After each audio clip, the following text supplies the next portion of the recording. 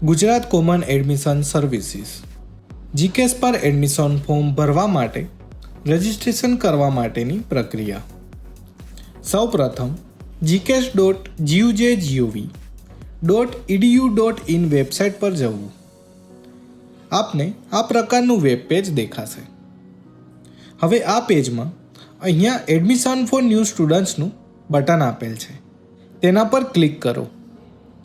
જ્યારે તમે admission for new students પર ક્લિક કરશો ત્યારે તમારી સામે આ પ્રકારનું ક્વિક રજિસ્ટ્રેશનનું પેજ ખુલશે. અહીં તમારી વ્યક્તિગત માહિતી જેવી કે પ્રોગ્રામનો પ્રકાર, અપાર આઈડી, માર્કશીટ મુજબનું નામ, કેટેગરી, જાતિ અને તમારી જન્મ તારીખ ભરીને સંમતિ આપવા બોક્સને ટીક કરી તમારો ઈમેલ આઈડી અને મોબાઈલ નંબર દાખલ કરવાનો રહેશે.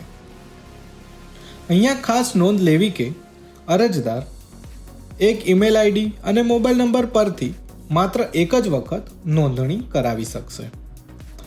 હવે ગેટ ઓટીપી પર ક્લિક કરશો એટલે તમે જે ઈમેલ આઈડી અને મોબાઈલ નંબર આપેલ હશે તેના પર ઓટીપી આવશે.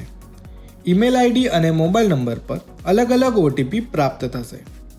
તમારે ઈમેલ આઈડી અને મોબાઈલ નંબર પર આવેલ ઓટીપીને અહીં આપેલ બોક્સમાં દર્શાવવાના રહેશે.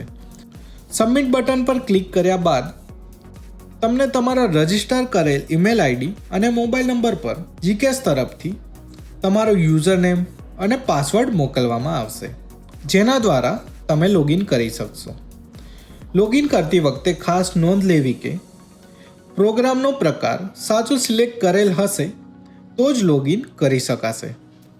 લોગિન કર્યા બાદ તમે સ્ક્રીન પર જોઈ શકો છો તે પ્રકારનું ડેશબોર્ડ ખુલશે. હવે જ્યારે એચએસસી એટલે કે ધોરણ 12નું પરિણામ જાહેર થશે ત્યારબાદ તમે ફોર્મ ભરવાની પ્રક્રિયા શરૂ કરી શકશો, જેની જાણકારી તમને gks.gujgov.edu.in વેબસાઇટ પરથી મેળવી શકશો. તો આજે જ જીકેએસ પર તમારું રજિસ્ટ્રેશન કરો અને તમારી સપનાની કોલેજમાં પ્રવેશ મેળવો.